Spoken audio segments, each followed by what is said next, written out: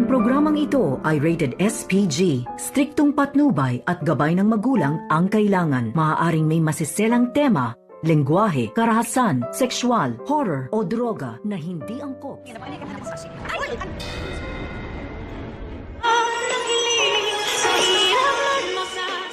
Ngayong Sabado, narito na nga ang ating pakaabangan sa episode na Abot Kamay na Pangarap.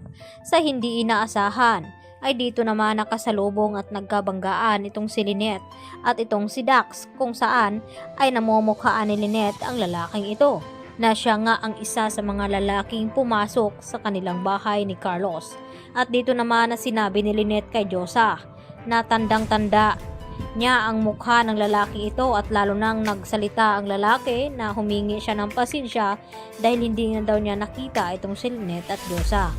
Dahil dito, sinabi agad ni Lynette kay Diyosa na kinakailangan daw na tumawag agad sila ng pulis dahil kumbinsido talaga itong si Lynette na ang lalaking nasa harapan nila ay ito yung mga magnanakaw.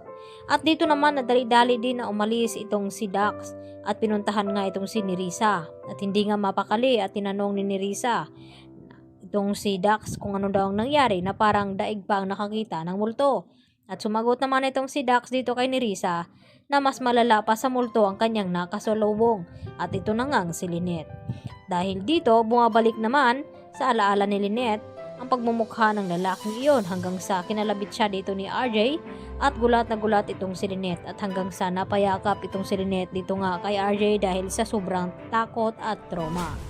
At agad naman na tinawagan agad nila itong si Carlos at agad ibinalita ang kanilang nasalubong at nakabanggaan na walang iba kundi itong isa sa mga magnanakaw na pumaloob sa bahay ni Carlos. At dali-dali naman na pinuntahan ni Carlos itong si Lynette dahil nag-alala nga ito, at dahil kasama din naman ni Lynette itong si Diyosa at itong si RJ. At nagtataka itong si Carlos kung bakit pati si RJ ay naroon. Yun nga ay may dinaanan nga itong si RJ at papunta nga ito sa presinto ng pulis upang makibalita kung may update ba dito sa mga hinahanap nilang kriminal sa nangyaring ang aksidente kay Lolo Pepe. Samantala dito sa Apex, nag-umpisa na nga ang trabaho dito ni Justin at ni Eric, at gusto naman na sorpresahin ni Giselle itong kanyang anak na si Justin at pagandahin itong kanyang opisina, at proud pa nga ito at nagbigay pa ng bulaklak dito sa kanyang anak na si Justin. Subalit ay maya-maya nga ay tila hindi nagustuhan ang presensya dito ni Giselle kay Justin, at agad na itinapon ang bulaklak, at dito naman na hindi nagustuhan ni Eric at tumaas nga ang boses dito ni Justin dito nga kay Giselle na wag daw magpakaina dahil matagal na nga daw niya itong itinakwil, at tila hindi nagustuhan ni Eric. Kaya kunwari nilapitan niya itong si Justin at pinagsabihan na wag daw bastusin ang kanyang ina dahil kahit anong mangyari ay ina niya pa rin ito. At matapang naman na tinanggap ngayon ni Annalyn itong hamon ni Doc Carlos Benitez dahil nga sa hindi inaasahan na panauhin na bisita na si Ma'am Pokwang. At dito nga na nakihalubilo nga ito at nakilala ni Annalyn.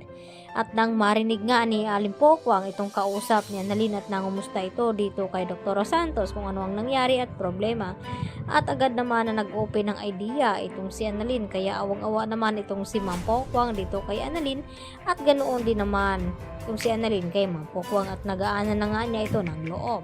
At mamang na nga daw ang gustong ipatawag ni Ma'am Pokwang dito nga kay Annalyn Santos sa kanya. Kaya agad naman natutulungan ito ni Ma'am Pokwang itong si Annalyn upang maipanalo itong challenge na ibinigay ni Carlos Benitez sa kanya. Kaya yan naman ang ating pakatutukan bukas mga kapuso, dito lamang yan sa Abot Kamay na Pangarap. Yan lang po at marami pong salamat. Bye!